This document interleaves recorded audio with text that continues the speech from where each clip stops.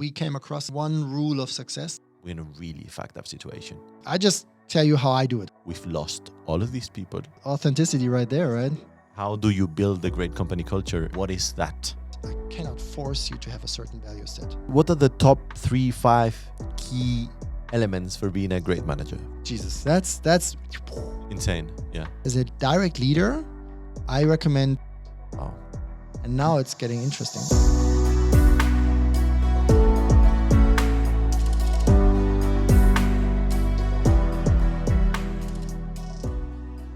Daniel, Werner, thanks for coming today.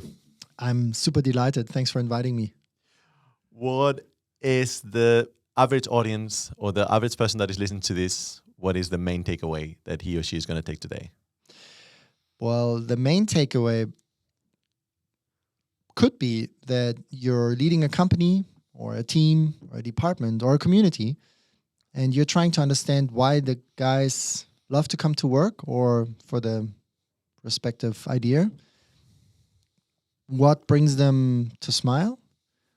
What gets them excited and creates engagement? And how can you keep this motivation up for the marathon and not the sprint? You would understand about cultural currencies. You would understand about the little tweaks and tips, tangible problem solvers for conflicts. And in the end, probably building a lot of trust, psychological safety, how to do real conflicts, how to create real commitment. And then in the end, hopefully, a lot of results, positive results. I think that's quite some statements that you made. And I said could, right? At the beginning. Good. You And said good. Hope. Yeah. I'm super thankful that you come here today because you're kind of a weird animal, let's say, especially for these podcasts, because normally it's VCs or pure VC-founded companies or startups. But then in my mind, I've always had this little room for kind of outsiders, but at the same time that could have a lot of impact. And I think that that's your case, but you're also a founder. But so you have a mix of many different stuff, but I think it could be super valuable, especially because I'm obsessed with culture lately. But the first thing that I think is worth for the audience is that you introduce yourself a little bit so they have a little background on who are you. For sure. So private things first. 44, 3 kids. Oh wow, we're going to start. For sure. Okay. That's authenticity right there, That's right? true. Yeah. So 44, 3 kids, twin girls.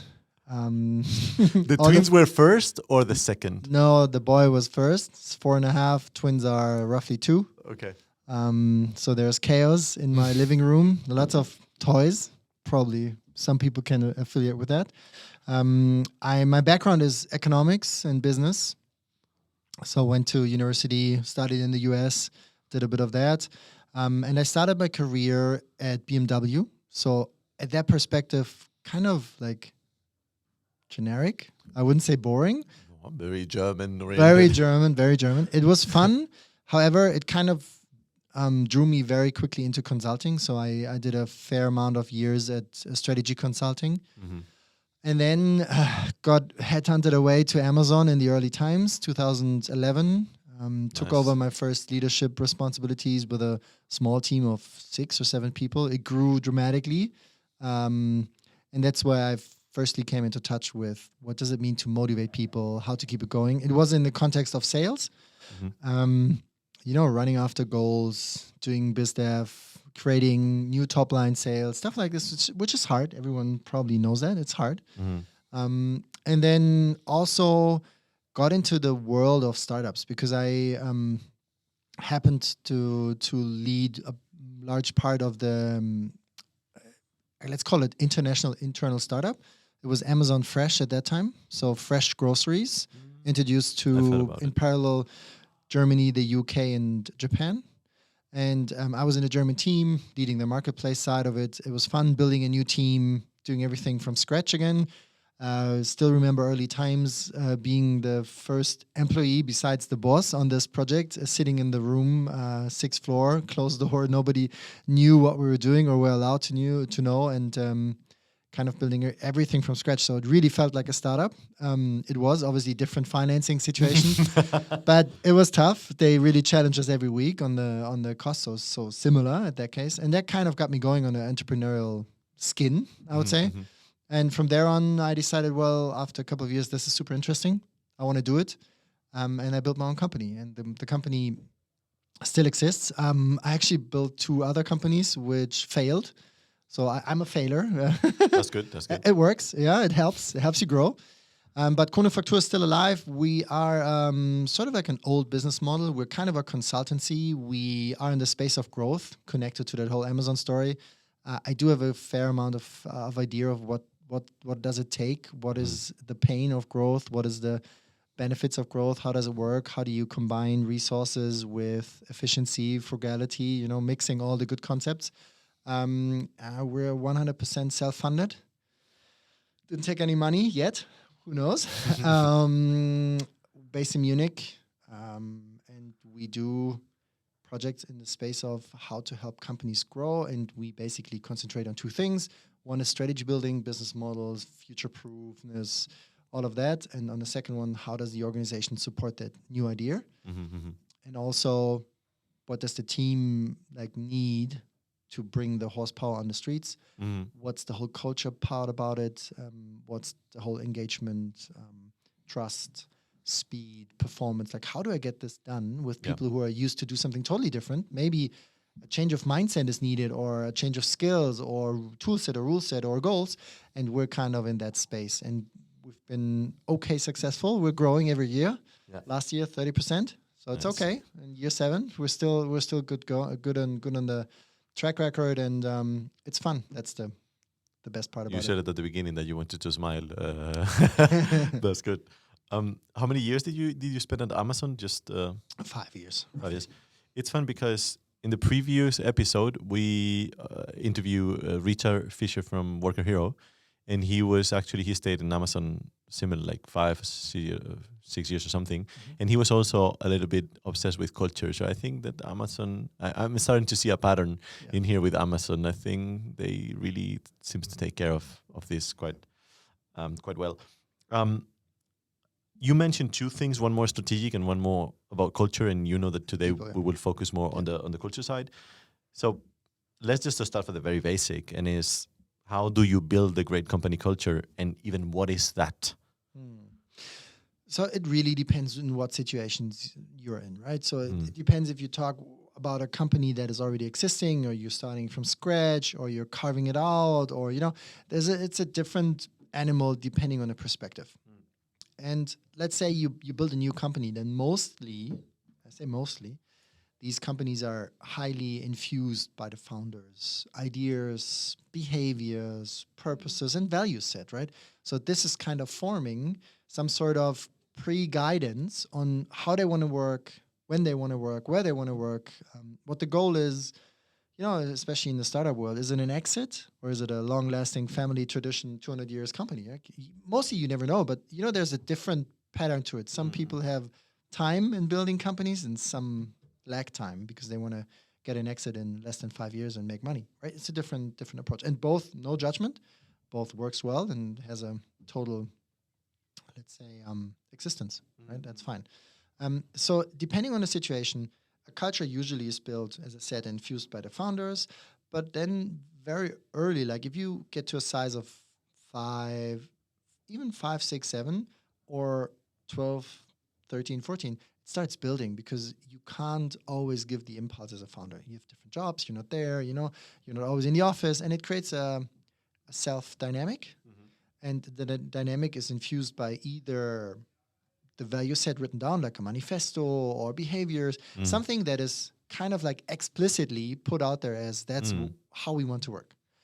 That's the explicit side. You also have the implicit side. And usually I think culture is roughly, and then in these words, combined as every individual brings his own value set, and as a group you build some sort of a culture, and it's self-evolving. So if you don't give guidance, it evolves wherever the people think it's right. Yes. If you want to give guidance, then you give some sort of, there's tools for that, right? Like writing your manifesto, as I said, or your guiding principles, or the Amazon leadership principles. That's the 5, 7, 9, whatever rules. I think Amazon at a certain time was 14 like how we think we want to behave, but also how we want to win, right? In a market that is filled with competition or not. Like, how do we want to get our project, our idea to success? And culture can either be a supporter or a blocker. And I think that's the interesting part what we want to discuss about today.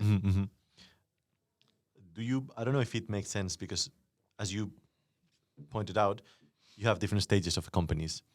And do you have like a set of rules that will always apply in this view of companies, or it doesn't make sense? So I think what we came across is that one rule of success, it's probably first takeaway. The earlier you make it explicit, what you want, what you're looking for, the earlier you start giving guidance. Make it explicit. Yeah. Yeah. And that doesn't mean that you have to write it down, put it to the wall, and then just don't watch it. Like, there's always a running joke within our proficiency. Like, if we come to a new company and they have the values on the wall, usually this is these are the things the least lived. It's a running joke, but it happens. Okay. I'm thinking of successful companies that I know that I'm thinking of small ones and big ones. And it's true that I'm thinking, for example, a very famous supermarket in Spain, Mercadona. They grew a lot, and they are like very obsessed with this culture and what people should know, people should think. Yeah. That even some people even say that it's a cult. Like, assimilation. Yes, you're getting too far down the line. Yeah. But so the first takeaway is make it explicit, Make it which explicit. I think that everyone in that company is thinking of that always. Then write it down or do workshops, talk about it, make it explicit. Collect all the implicit ideas, because it also is a cleaning exercise, right? It's like a retrospective. You thought success is this for us, but you actually defined it as this. What is it? What kind of resources are we putting on which way? And does the culture support the business goals, or does it block it? Because the other guy says, no, results is this, and then this is this. It's blocking, right? It's pulling to do two different directions rather than putting the energy in one direction, pull together. Let's put an example then to make it more tangible, because I'm thinking that you could be super broad and say success as a one value explicit is like, So how much you need to narrow it down? Or I give you an example. So I do it personally, then I don't offend anybody. Yeah. For us, we have 7 behaviors. And behaviors is the thing you can really see and give feedback on it. So if you think about an iceberg, the communication iceberg? There's certain parts of the iceberg is below the water, and stuff is above the water. So the only part of the iceberg you can see if you're on a boat is the stuff above. That's exactly how it works with behaviors and feedback. So I don't know your purpose, why you get up in the morning, why you are relocating to Munich, why you actually come to work, and why you love it or you hate it here. I don't know. We can talk about this later. Second level is, what is your value set? Are you fond of being punctual, or are you more fun about, hey, I invest another 10 minutes, I let my best friend wait, but I'm in a super creative moment, I want to create this song right now because the lyrics in my head, now the 10 minutes are well invested here, I don't care about punctuality. This simple values, but other people, they would give you hard times in Germany if you're not on time. It's a funny cultural joke, but because you arrived late. Exactly. I arrived 8 minutes late with a really bad excuse. Unacceptable. So respect, right? Yeah. And then the stuff that's purpose, values, still below the waterline. Like, I can't see your values unless you tell them to me. You don't run on your forehead saying, hey, I'm super fond of being punctual. No, I don't know. Maybe you don't care. Same about your beliefs about politics or religion. I don't know how you grew up, what your socialization was. I don't know if your dad was always really nice to you or kind of gave you a hard time. I don't know. So this is something I cannot see. I can only experience if I talk to you and I know you very well.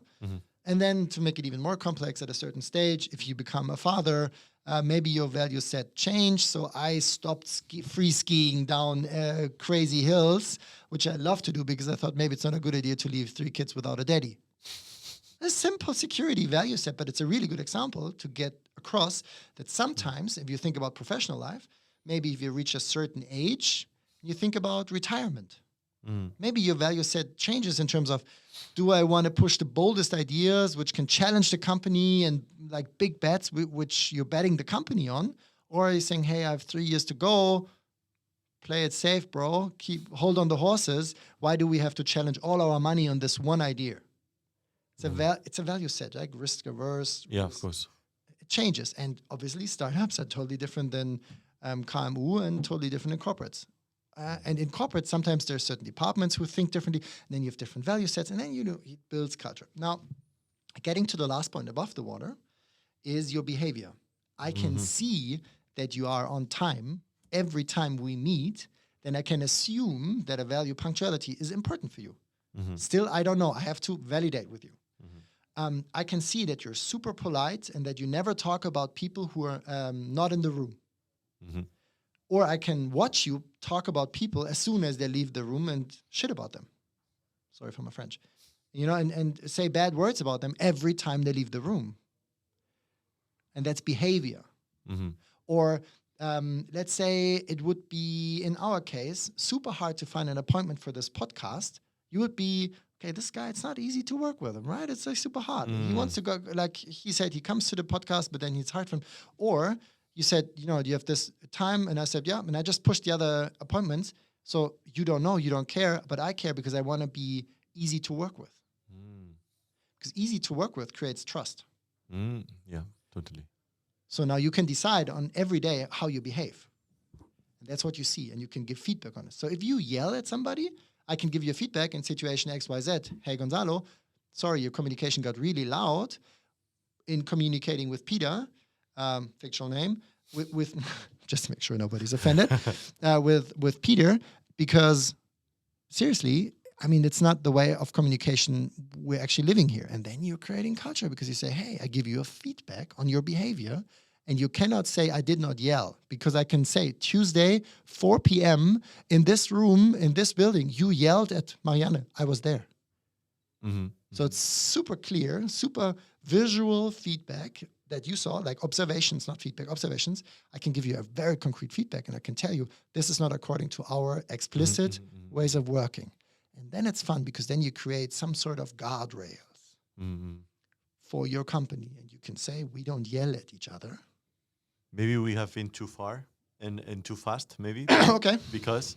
But the behavior part is the part of the iceberg that you can... And behavior is what builds culture.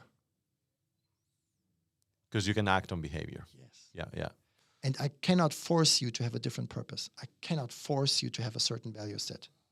And the other way around, it also means that if you don't like to do this, you can decide to leave this culture or this community or this working environment because people don't behave like you want it. Make sense? Totally. That's the difference. And that's how you build it. And the last concept, and I think it's also another takeaway, forcing functions. Forcing functions to have the culture you want. So let's assume you wouldn't make it explicit. The iceberg is clear. You can introduce forcing functions like feedbacks, peer feedbacks, 270 degrees, every 3 months, retrospective. I was actually going to ask you about feedback because it already popped up several times. And and that's forcing function. And if you combine explicit culture with infusion of founders, with forcing functions, and you're brave enough to do radical candor, you start working, because then you don't have to be there and the culture builds itself. And you have a group correction mechanism. Let's gonna tweak it a little bit then, because obviously if you're building a company from scratch, if tomorrow I'm building a company, I would be like, I'll follow Daniel's advice and I'll say, I don't care about your purpose. I do care, but maybe I don't know. Yeah. Same with values. About behaviors, let me express certain behaviors that I expect from the company to happen. And of course, I need to be the role model of them, if possible. Yeah, you should be. and then, I will put enforcing factions, one-to-ones, things, we'll get into it later. Yeah. But normally this doesn't happen like that, right? This is like, normally you get into, especially your case, that you get into a company that is already built. Normally, I would say there are between large to medium companies. I think you work with almost everyone, but let's imagine a large corporate, because it's even more difficult, right? So you're there, and there's a team that the rules are not explicit. The forcing functions probably are not in place. is this the common case, and how do you start changing this? Mm-hmm. So for someone who's listening that is in this situation, that even if it's above or below, I want to change this. Mm-hmm. Daniel, how do I start? So a really good concept is the concept von Lencioni, high-performing teams. Okay.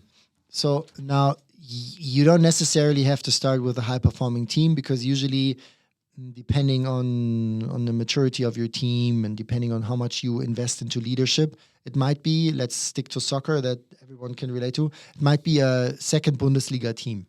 Now, if you start with Lencioni high-performing teams, you're telling them basically you're playing the World Cup final against Brazil. And it's super hard, right? The jump is too big, okay? Well, you know what I mean? Yeah. But it can be an aspirational goal to say, hey, we want to be a team, not a group, and we want to be high-performing. What does it take? Okay? And there are certain levels. Number one is the guys have to trust each other. So first check, it's the basis. The first check I do if I come to a new company is, how high is the level of trust? How do you measure it? There's multiple concepts. I give you one, trust equation from David Meister. It's a pseudo-mathematical, and now we're getting into details. It's a pseudo-mathematical equation, but if you put numbers behind it, let's say 1 to 10, it's really easy to find out where actually the system is broken. So mostly the self-orientation of the leaders is too high, meaning they concentrate on their own agenda, their own goals, not so much on you. Isn't it the case of the leaders? Isn't it the part of their job to do and maintain the vision? I'm just challenging. Yeah, the vision, but it's not the part of the job to just hire people, let them run and burn out, and then just hire new ones and just run them through the system. And yeah, it's also important to orientate yourself as a leader on the needs and wishes of your people.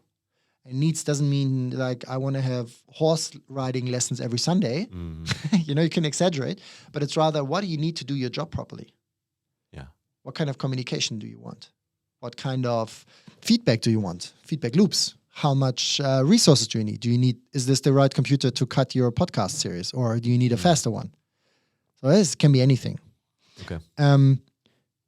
And so we're getting we're drilling down. We're drilling down, but drilling up again. So trust. Okay. Next one is having a positive, let's say, connection to conflict. So embracing feedback, constructive feedback, in the manner of radical candor as a gift.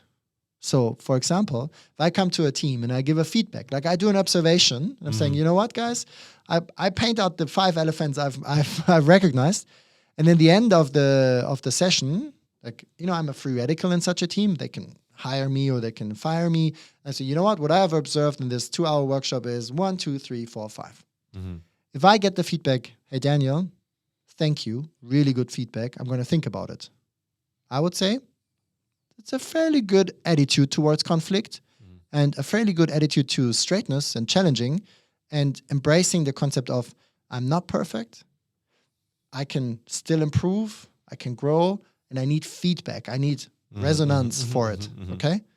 It's an indication for, hey, I think they can deal with conflict. Then another big concept is commitment of the pyramid of Lencioni. It's like, do you commit to the goal? Do you commit to explicit rules? Do you commit to the journey you're taking right now? Or do you disagree? Do you not commit?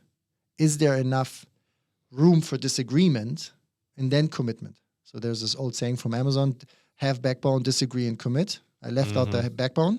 But, is it possible to disagree with you? But then also we go out of this room and say, now we're going to do it together, no matter what my opinion or your opinion was. Yeah. This is a pyramid, so it should be based on trust, and then Exactly. you keep going up, right? You keep going up. And then obviously communication, right? What is the communication rule? And how do we deal with each other? And then as an output, you get these results, okay? So then you're delivering results. And the thing about commitment is also everyone is measured at the same standard. Like there's no 2 standards within a team. Like, I don't know. Peter is much more smarter because that's why he can do this and this. No. Everyone has the same standard. Everyone has to commit to the same standard and is measured at the same standard. And now it's getting interesting. In a high-performing team, it's not so much the boss who says you're not living according to the standard. It's the peers. The peers say, if you want to play in our team, like take an NFL team top, if you want to play in our defense, you got to have these benchmark hits. You have to be as powerful as this, jump as high as this, run as fast as this. Otherwise, we don't want you in our team because we want to win. And how do they do that without destroying the team? You know, it's a commitment, right? They say you want to win the Super Bowl. You commit to this is our benchmark. This is our bar. Mm-hmm. And if you jump over the bar, you're part of the team. If not, you're not in the team because they want to rely on each other on the field. So imagine that you have this team that wants to be a high-performing team. Exactly. And I guess all of them want to at some point. All the good ones, all the achieving or wanted to achieve a good one. And then you clearly, from this team, I don't know, let's say 10 people team, right? Mm-hmm. And from this 10 people team, 2-3 people clearly are not committed enough because whatever the reason, whatever, they have their own life. It's not good or bad, whatever. No judgment. So how is it for the rest of the team then to tell them what kind of rules? Because of course, I think so far everyone can agree with what you said. I hope so. Yeah. The thing now is how do you put it in practice when something bad happens? Like this 10 people team, they want to. And they don't 3 know what's say going they on. don't want. 3, they want to do it, but because the boss probably forced them to do it. Yeah. And you see clearly that they opt out. Yeah, they're not up. They don't want to. They won't say it because probably they want to steal in the job, but they're clearly underperforming. But you would see it, right? You would see the underperformance. That's what I just said. So now if you leave the boss out, like as a judicative, force, the others will say, you know what? I don't want to exit the NFL playoffs in the semifinals. I want to go through the finals. So you either do the work or you choose another team. But for that, you need to have peer-to-peer reviews constantly. Yes. Constantly. For sure. How often? Well, actually, I'm a big... Every day. No, to be honest, if you wait too long with the feedback, it gets disconnected to the situation. And that's bad. It's bad. I'm not saying do it right in the moment because the emotional level is too high. When you're in the emotional brain, you're firing. But if you sleep a day and you still feel this person needs the feedback, give it to the person at the next day in a very structured manner. Situation, behavior, impact in your personal wish. So what was the situation? Concrete situation. Can you remember? Tuesday, rooms 14, 4 p.m., behavior. As I said, iceberg. I observed, The impact on me was, I really felt sad. My impact on me. Or I felt dissatisfied. Or I felt angry. Or I felt whatever the case. I felt treated unfairly. You said that was situation. You mentioned the place. Yeah, behavior. Then behavior is what you're saying now. No, behavior is I observe. I said this. You were yelling at Petra. Okay. Intention. No. Excuse me. Impact. Impact. Situation, behavior, impact. The impact on me was I felt. You say okay. I felt ashamed for you, or I felt mistreated, or it's unfair. I felt unfairness, or whatever. Something your personal impact is. And the problem is I can't argue your personal impact. It's below the iceberg.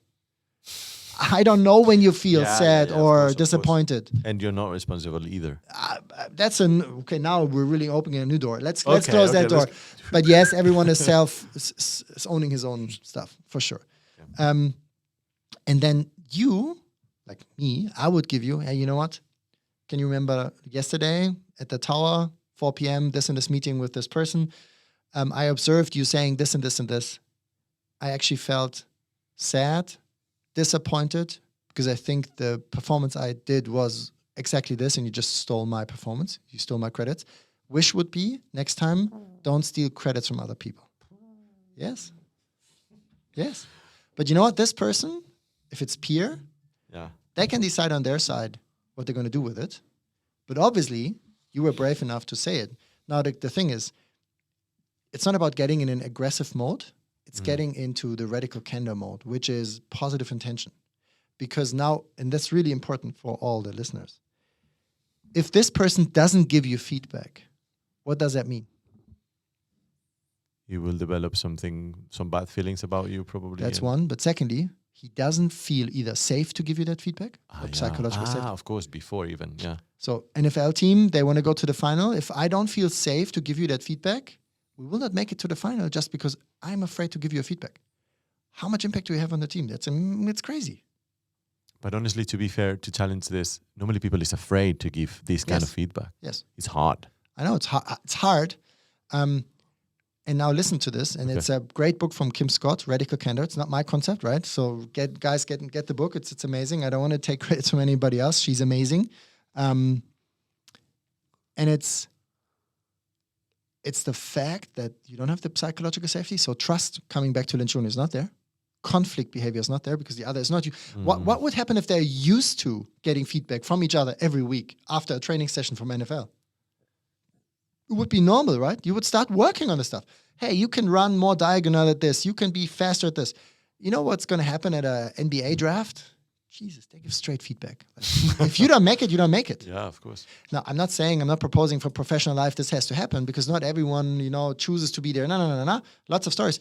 But from the idea, radical candor has a positive intention. And if you don't, if I would be your boss and I wouldn't give you that feedback, I would hold back, and that's the most important part, hold back growth opportunities for you personally, for your personal career. So I'm selfish. And actually, if I don't give you any feedback, I signed out. I don't care about you. I don't if a person is out of your feedback zone, it's dead. No relationship anymore. If I don't give you any feedback, our relationship is dead. Think about intimate relationships. If you stop giving your wife feedback, it's probably over. If you don't share your feelings, it's over.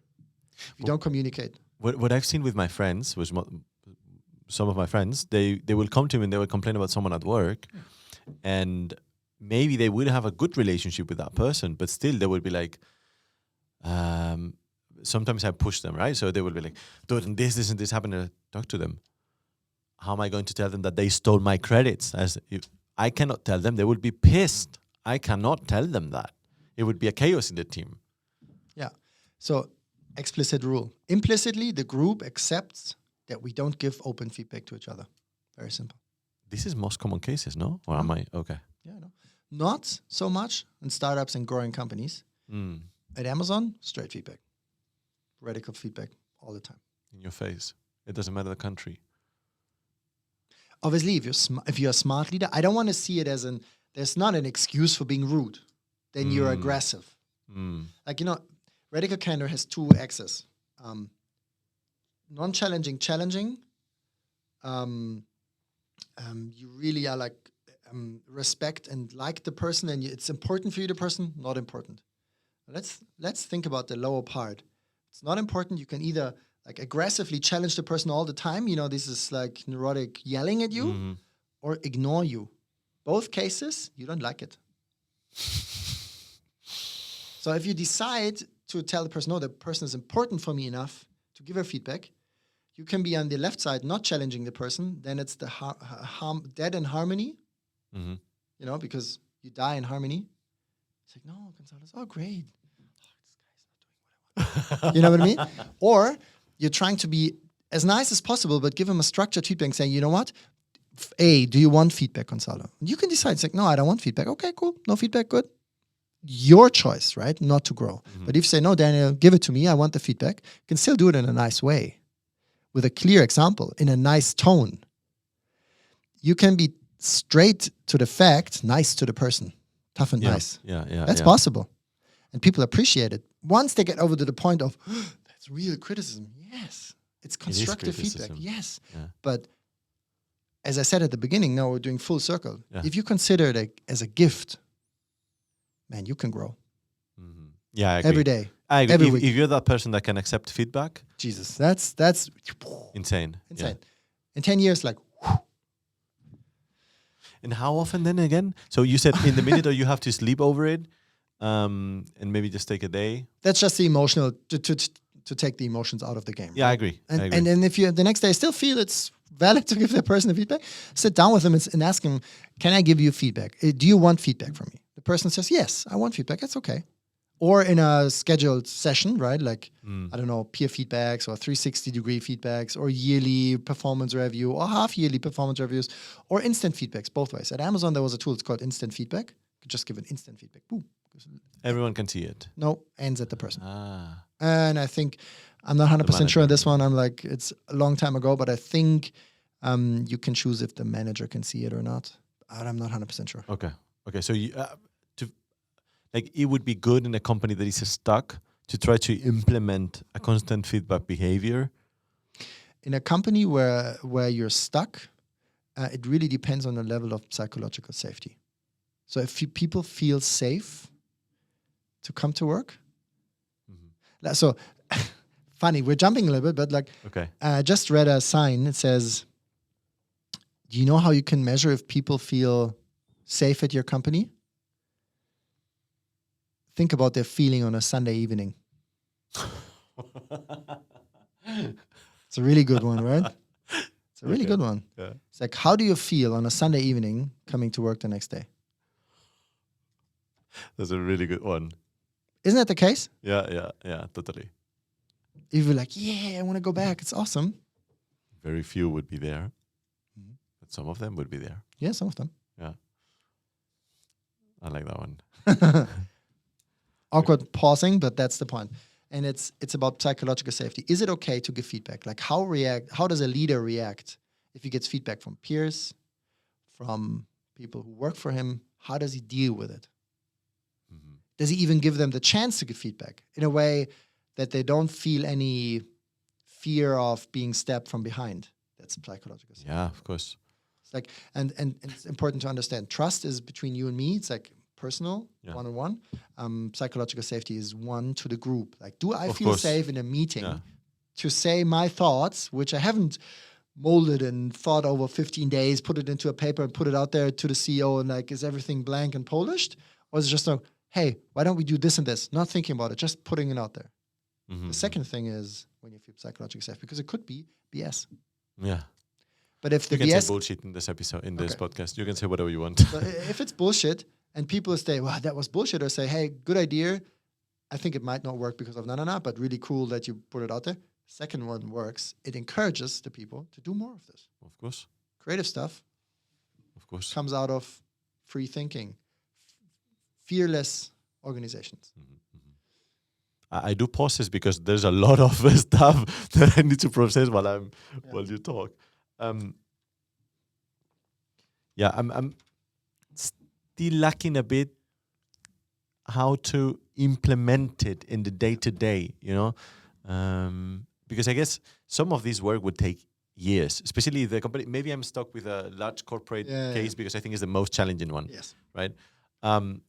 It's like you build up a house, or you have to renew the house. If you build up the way you like. It would be awesome. Demolish. Exactly. Very good example. It's everything, but super cluttered with stuff, and you cannot get rid of the stuff. You gotta find a way.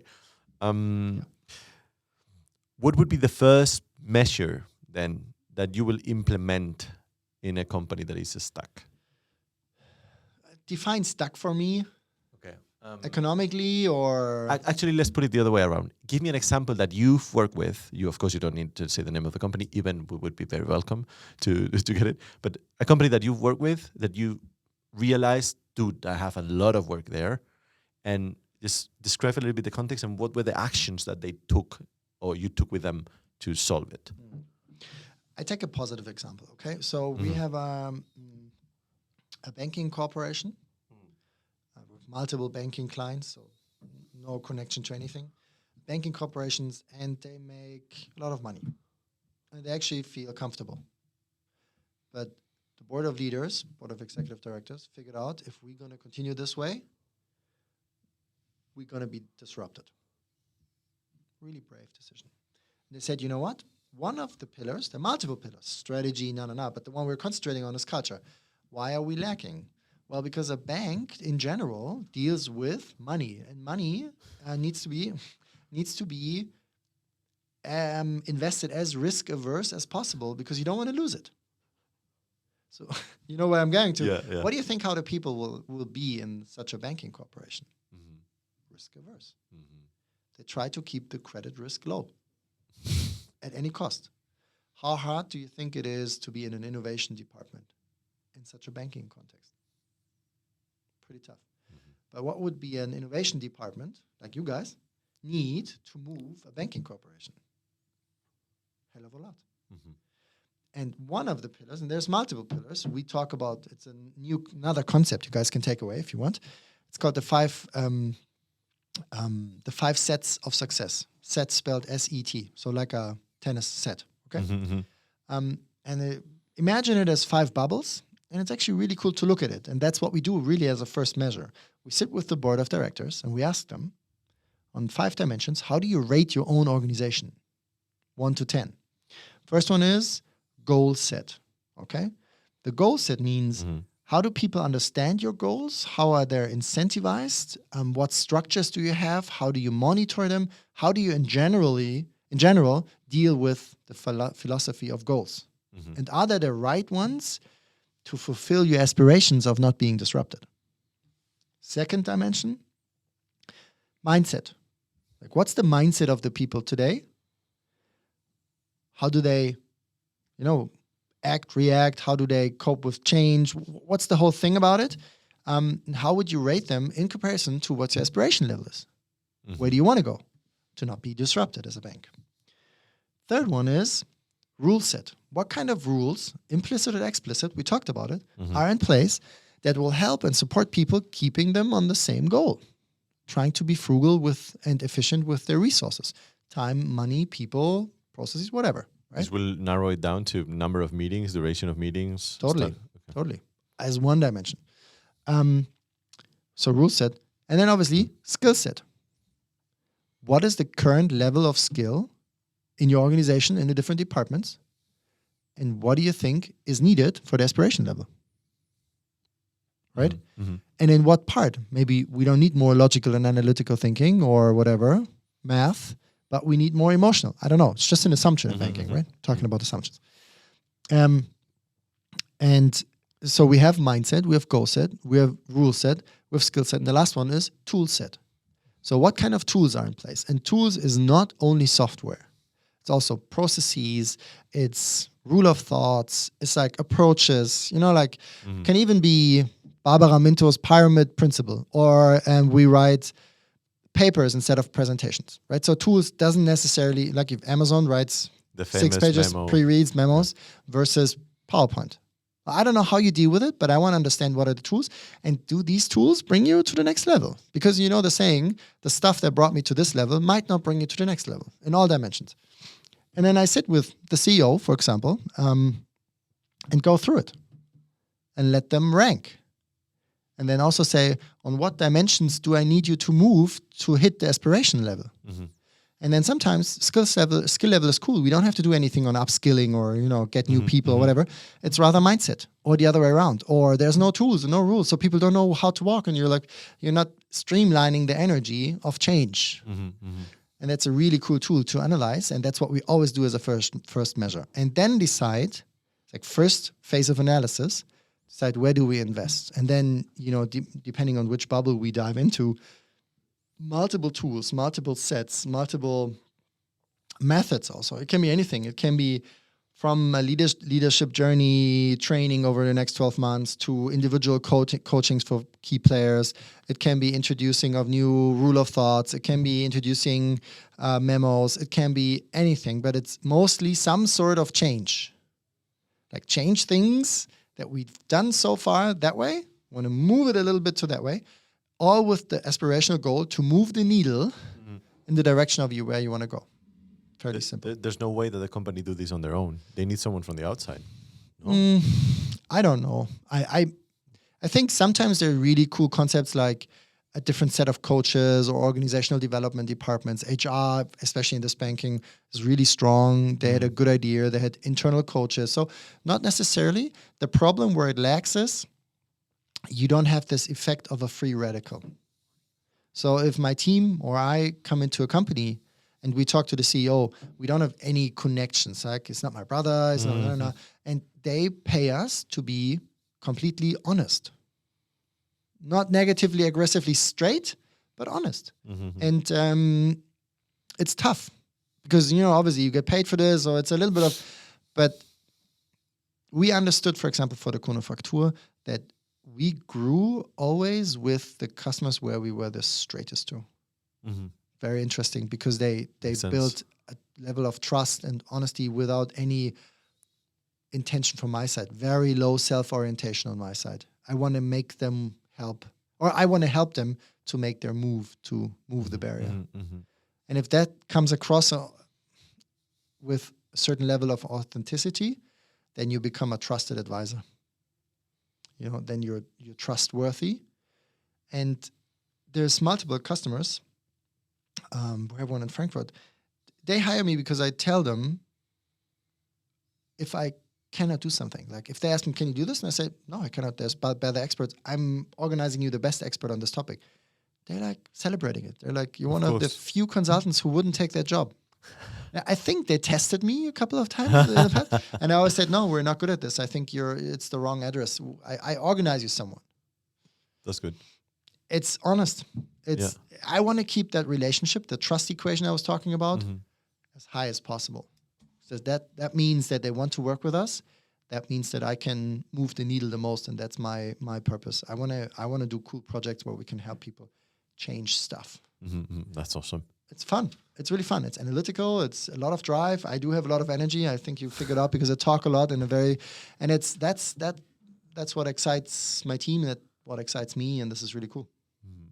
You already gave a lot of interesting stuff, like the behavior iceberg, the forcing functions, the high-performing teams, the 5 steps of success, the feedback, the SPIF method. That's insane. I thank you for that, first of all. So this is all about the culture of a company, right? And how to build it. And then we haven't dived deeper, because then every single point will take a lot of time.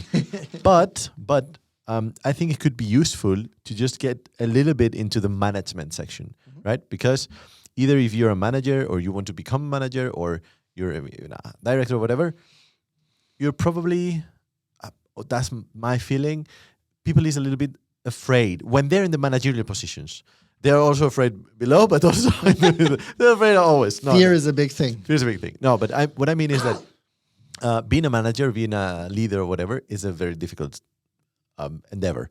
So let's say, what are the top 3-5 key elements for being a great manager from your perspective? That's the easiest question of today. Oh, okay. No, I'm joking. That's a tough one. Why? Because I love to see things in context. Like how you're prompting the AI to nowadays, give them context. Now, give Daniel context. Daniel context. Because it's, if I just do 3 generic things, everyone will say it's BS. Okay. Let's take one example then. Yeah. One more clarification. Are you talking sandwich managers still, or leader of a company? Very good point. Because management usually is sandwich. For the startup world would be the top part. Okay, so C-level. Yeah, so before we talked about the corporate, let's talk a little bit now about the startup then. About these founders that will have, so it would be on top of the pyramid. And like a team of whatever, 30, 40 people? Yes. Okay, so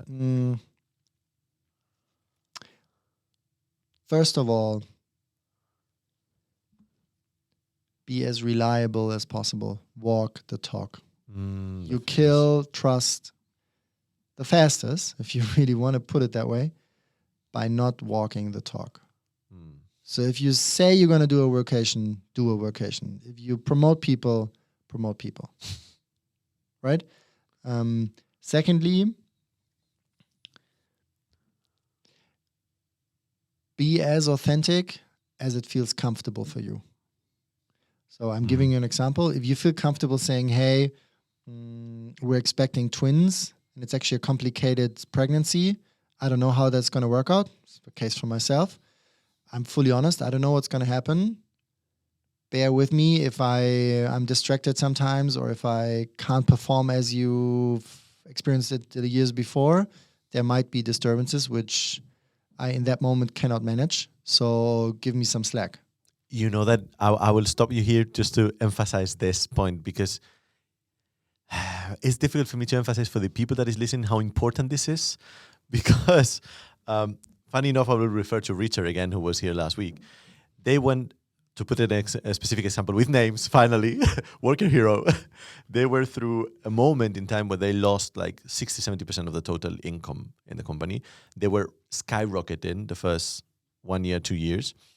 And then, because they were dealing 2021, with all the hype of like Deliveroo and all these kind of things, they were like nurturing them with workers. So at some point they went down, and so Worker Hero went down as well. So they have to reinvent themselves. And because he and the rest of the founding team was telling this that you just mentioned, be authenticate with your people, they were like, guys, we're in a really fucked up situation.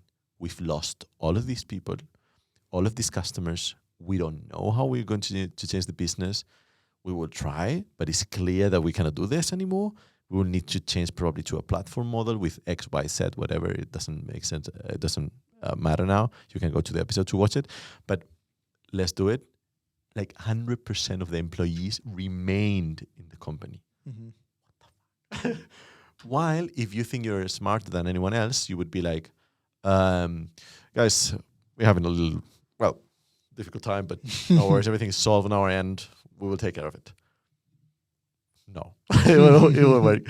Well, why do you think it's so powerful, this? Because it's human and people can relate to feelings, and they can smell it, right? We have we have sensors in our brain that can smell if I can trust you. Like, for example, the sentence, you know what, Gonzalo? Just trust me on this one. Goes the wrong direction. See? So it's that smelly factor, and it's intuition. It's called intuition. Yeah. Good. I interrupted you. You were saying, you said walk the talk, be authenticate. Yeah. Try to have a low level of self-orientation, as low as possible. So, for example, don't have double standards. Just because it fits you, don't just cancel a meeting that was planned for 4 weeks. Okay? Because your kid has a soccer game, which you knew 4 weeks. Like, why wouldn't you put it up? Like, have enough attention on the details, so you don't kill trust, because people have efforts in it. And then the assumptions for them is they assume bad intentions. Super related to walk the talk too. Yeah, no? Absolutely. Super related. Yeah, they're all related. It's a formula, right? Of course. And then try to create a level of intimacy by being vulnerable, of understanding where they come from. Like, I usually compare leaders to players of a Schnitzeljagd. Schnitzeljagd, I know. I will translate it. It's, as a little kid on birthdays, you go into the woods and your parents, they hide little riddles and little presents, and you run and chase through the woods and try to solve a big riddle, and you collect these small mosaics. In the end, it's a big riddle, and this is the solution, and you get the big prize of chocolate, a box full of chocolate. That's what Schnitzeljagd is. And because of our pyramid, and you only see the behavior, but not the values and not the purpose, you have to invest time in your people and talk to them and find out what motivates them. Like, spend time with them, asking a lot of questions, and don't talk too much. Listen more. Perfect world active listening, but I'm fine with just listening. And try to find out what motivates them, what demotivates them, and get close to them. Not being some sort of fishy or anything. It's rather just, you know what, you're important.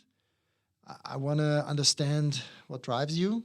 I want to make your career as well as my career, and change the perspective of them. Like, for example, we were in one company, and the one leader really almost lost his job because one of the directs of him said that, hey, I'm not feeling well. I need the day off because my dog died. And he said, well, great, but can you deal with it tomorrow? We need to handle this now. Not good. Didn't come so well. And now it's like, okay, maybe you can discuss it, but in the end, it's an emotional, important part for the other person. Respect that. Try to understand. Change perspectives. Even if you don't have dogs, even if you don't get it. And it's really sad, super fast, right? It's like, can we deal with your dog tomorrow? Yeah. No, if not if it's your most important companion for the last 15 years. Yeah. Do you know what I mean? Yeah, I'm already imagining the other sides taking advantage of it and being a free rider. It's like, oh, by the way, today my dog died. Tomorrow I have to change something that I bought the other day. My cat died. My cat died now. My Yes, hamster has an injury. But if you're close with your people, you smell that. Remember the intuition? You smell it as a leader. Okay. And you know how many dogs and cats the person has. How often would you push these meetings? Is it enough with a yearly review? To be honest, as a direct leader, I recommend to spend at least 1 hour per person in your team per week. 1 hour per week? Per week. Wow. And with a certain structure, usually I just tell you how I do it, okay? Okay. First 5 minutes, like if you would be my direct in my team, you would report into me. I would say, Gonzalo, first 5 minutes, what's important to you? Can be work, can be personal. I don't know. Give me what is important in your life right now. Okay. You say nothing, cool, we're all good, we can move on. Then you will get probably 25 to 25 minutes to bring your cases. Like it's your meeting, it's your one-on-one. You will structure it, you will bring your points. And if it runs over, that's fine. I will only reserve the last 15 minutes to me if some important stuff is there. But we will work through your stuff and help you on your issues. I spare with you, I mentor you, I might give you a contact to another company. I can be a helpful manager, help people really get forward, not just blah, blah. And once this is done, only then you talk. And the idea is, over the whole 1 hour, you talk at least 70%, 30%. Okay? So that I understand what is your problem and I just ask you questions. Be a good coach. Be a leader as a coach. Now, it can by times be different, saying like, hey, I need this input on you and can we like focus on it or rewrite a doc or whatever. But in general, 5 minutes, what's important in your life? Next 20, 30 minutes, like, you know, what's going on. And then the rest kind of like we share, or I at least have 10 minutes. If you run over, I reserve 10 minutes for me and I'm saying, hey, Gonzalo, 3 points on my side, this, and this. Okay. The idea is that you feel valued, that you know that every week you have at least 1 hour full attention. I don't take any phone calls. I don't let anybody in the meetings. I don't read my emails. My laptop is closed. It's like full focus. And you know what the funny effect is? We hardly need 1 hour. Yeah, of course. You're quicker. Of course. Just because I hold back and don't talk that much. And you also ask them questions so they can solve it by themselves. So you don't have to like, come on, Gonzalo, I can solve it for you. $75. You're like, okay, thanks. Like, how am I supposed to do it the next time? Yeah. It's also connected to autonomy and mastery, right? How much do I let you learn the stuff and give you autonomy and freedom of testing? So connected back to culture and what we expect in our company is the first one of our behaviors is just try it. So I tell you, before you come, you just try it yourself. Don't ask me always for the solution. Like, come with your solutions and then let's see. Well, 1 hour is a lot per week. But how many reports should you have? What's the limit of the reports now? The discussion about spans and layers is big. I think if you're a proper leader and you don't have an own quota or anything, it's fair to spend at least 1 day for your team, 1 full day. So you could say 8. 8.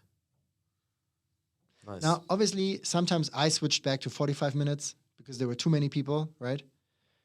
But in the end, 45 minutes also works well. The thing is, you will have way less meetings than you think because they don't come all the time, right? Yeah. You invest up front, but you will feel the effect right afterwards. You will have less meetings with the people, but more intense. Yeah. Yeah. Yeah, that I didn't think. Another rule is whenever you can't attend a one-on-one as a leader, it's your responsibility to find a new date and time. So if I tell you, Gonzalo, I can't make our meetings on Tuesday, but I can give you a Wednesday, 2:00. I looked in your calendar and you were not seemed like to be occupied. Can we move it? You're like, yeah, clock. Very easy rule, very respectful, very value appreciative. I was thinking that you gave 4: walk the talk, be authenticate, low level of self-orientation, intimacy.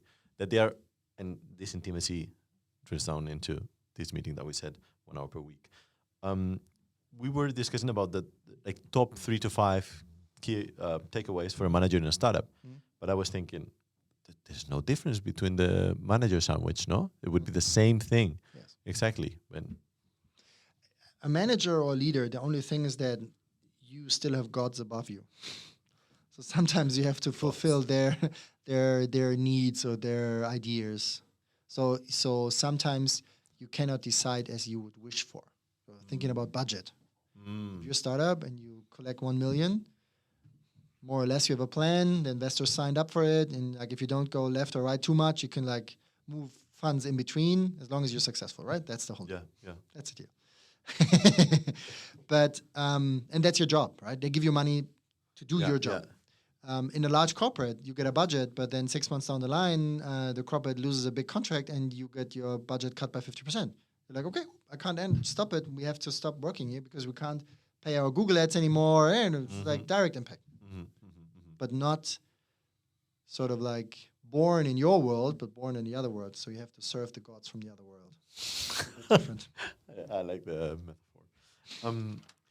Then would you mention, like, let's say we said about what it takes to be a great manager, then what have you seen in your experience that are the typical mistakes that everyone makes that are so easy to fix? Talk too much. Take too much audience and time and platform. What? Yeah, it's true. You ask me. Being bad at delivering unpopular messages authentically. Of course. Being bad at communicating in general, In general, yeah. Hard thing also if you're not a natural. Yeah. But you decided to be the CEO of a company, so step up your game is my answer.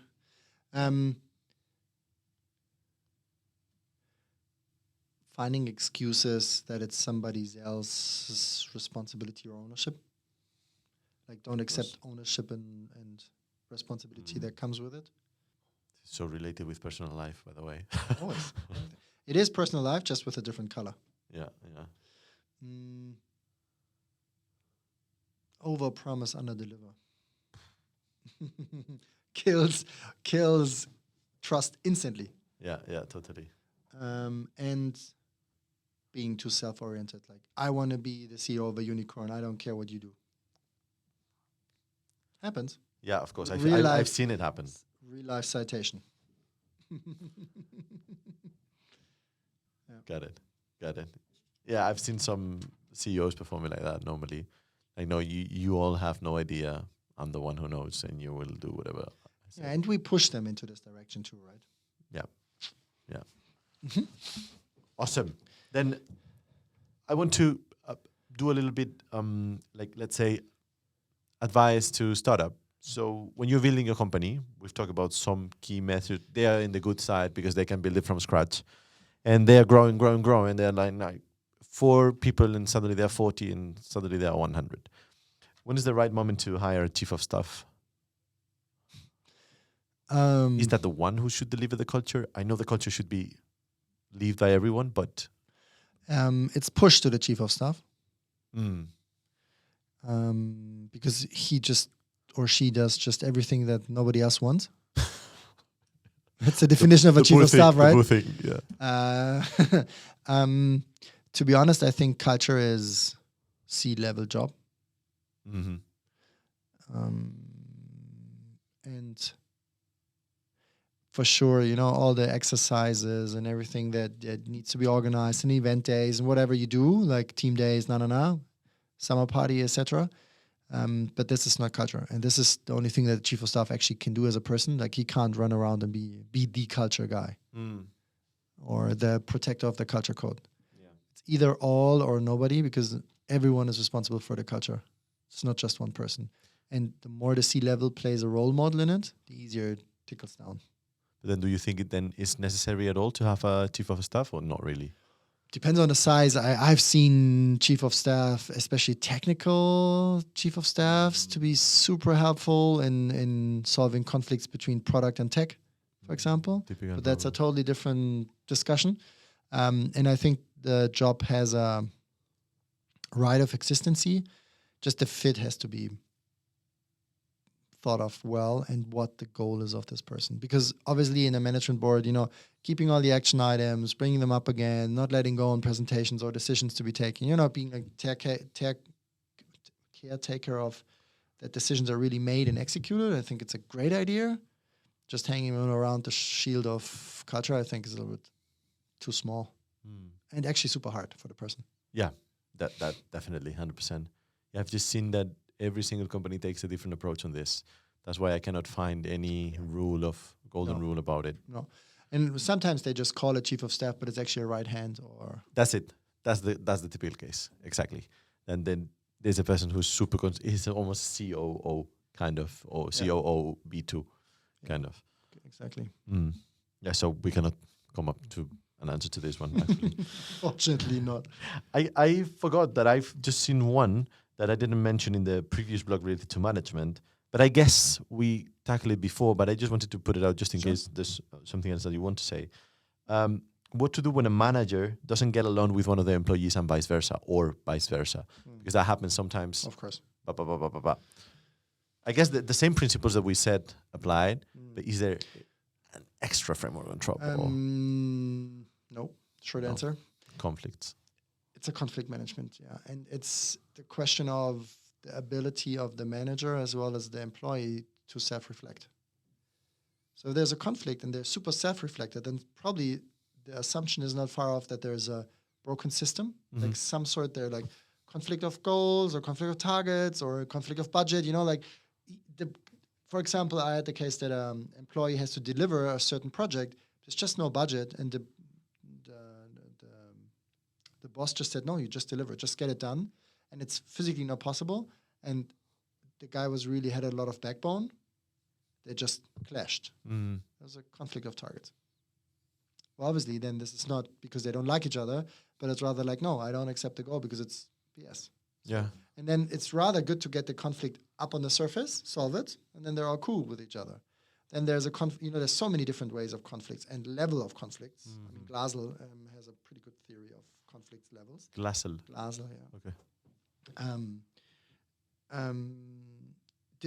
It's really, again, the situation, the context. But I would say that if there's a conflict, the higher the level of self-reflection is, the easier it is to solve. If there's no level of self-reflection and the boss just says, no, I'm right, you're wrong, which happens a lot, due to the hierarchical position, that's tough. You know what a hippo is? A hippo? Highest person paid in the room. Oh, okay. Maybe because I've never been. If the right of the strong or the more the bigger status applies, then conflicts are often not solved. And just dusted under the carpet, and then it explodes later. But that's obviously not good for the culture because other people see it, right? It has an effect, observations, behaviors. Like, okay, hey, my boss yells at other people. I can yell at other people because it's okay. I don't know if it's okay. So role modeling is really important. But then the other way around, the only way around is to talk, as you said, take it to the surface, discuss about it, try to move on. Be straight. Be straight. Candor feedback. Like, talk about it. Tell me what the problem is. Don't hold back. Yeah. For that, you need psychological safety. Yeah. The problem is that there is an imbalance of authority, right? Absolutely. So it depends on if it's... depends on the boss, but also depends on the backbone of the direct. Yeah. I want to get close to the end because I don't want to make it too long, and I'm already past the hour. Oh, okay. Yeah. It's on me. It's super quick. I told you that if we're going to discuss about culture, we will leave anything else. But I just want some specific tips that people could take away from here. Yeah. And I would like to mention something related to, or I would like you to mention something related with meetings. Like, what is the most efficient way to deal with meetings? Everyone is in meetings every day. How do we deal with it better? I call it the 1 in, 1 out rule. Okay. So, 1 in, 1 out. So you have a certain amount of meetings per week. Necessary, unnecessary, depends. But we in our team are super protective about the number of meetings. So if somebody proposes a new meeting, we mostly challenge and say, it's like a standard meeting, reoccurring meeting, which one will go for that meeting? That's a healthy discussion. Because then the effect is they will fit it into other meetings, which maybe we meet and we always stop early. So we don't have another appointment where we have to get out of work, get out of the customer interaction, whatever. Let's rather fit it into new.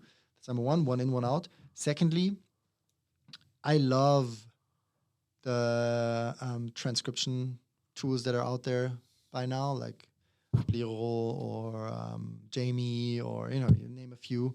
Hopefully also soon within the Google workspace for free. Let's see. I'm sure. They have it in English, not in German. It's great. It's asynchronic working because, I don't have to be in every meeting. I can read just a minute and see if there's something off. I just call them and say, can we readjust? But I don't have to be there. It's really cool for me as, having packed calendar. That's a really cool tool, I think, and it's easy. And the last one I would say is I always get out of a meeting and before we said, okay, so what is the takeaway from this meeting? Like write down takeaways and come back with the action notes, especially in weekly team meetings. Otherwise, it just starts off, I can add a sentence and I can add a sentence and you can add a sentence and it's not relevant anymore. It's nice hear you talk. And also what we do is, like if you do round robin in a team meeting, everyone at a certain time amount. If one person talks so much, just cut him. Please. And they use it because, okay, sorry, I again exceeded the 5 minutes. Yeah, you did. No problem. Next.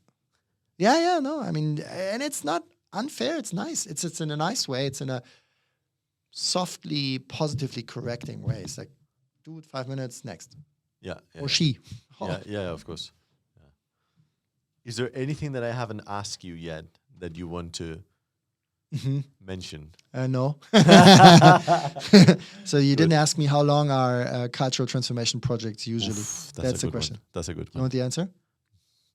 Forever? I don't know. It's an but I know that if we work this way with the right forcing functions, it will eventually happen. But all the CEOs ask me, so how long is it going to take? 8 weeks, 8 months, 8 years? I'm like, I don't know. Have trust in the process. I know that if we work this way, it's going to be better than before. When it's ended, I'm a little bit like Simon Sinek. He said that as well. He's like, I don't know. And he's right. And I've done it for 7 years now. I still don't know. Sometimes really quick. Sometimes you have these aha moments. It's like, boom. And sometimes it takes forever because key players just block or they have some sort of other fears they need to obey to. And it's not easy. Or beliefs they can't come over. Yeah. Takes a while. I think it's a positive message. Trust the process. Yeah. Believe that you can do it. You can be a high-performing team. Yeah, for sure. I think it's a matter of, do I want this? It's a matter of decision. It's like going to the gym. Everyone can be a high-performing team. It really depends on the context, right? As not everyone can be a high-performing team in professional context. Okay. I think that's, I would say. But I'm more like, I'm a big fan of consistency beats intensity. Of course. It's like going to the gym. Yeah, I was going to say the same, 6 hours in the gym, come back super tired. You see nothing, nada, as you would say. Nada. Nicht. But if you would do it like 6 months in a row, you would see that your biceps is growing or whatever you're planning to do. Or like any other sport. Like when do you get an expert? Is that 10,000 hours? In doing something? Yeah, I remember that rule, but I forgot the number, but I remember the rule. Something like this. I'm not sure. Awesome. Then, Daniel, thanks a lot. I think that this wouldn't be the only interview that we will do, you and I think. But because it's super interesting and I want to deep dive in some of the topics probably next season. We wouldn't get more of you in this season too, but probably for season 3 we'll get some more of you. So huge thanks. Thanks for coming. You're welcome. And see you in the next one. Thanks for the invitation. It was fun. Thanks for being here. Ciao, ciao.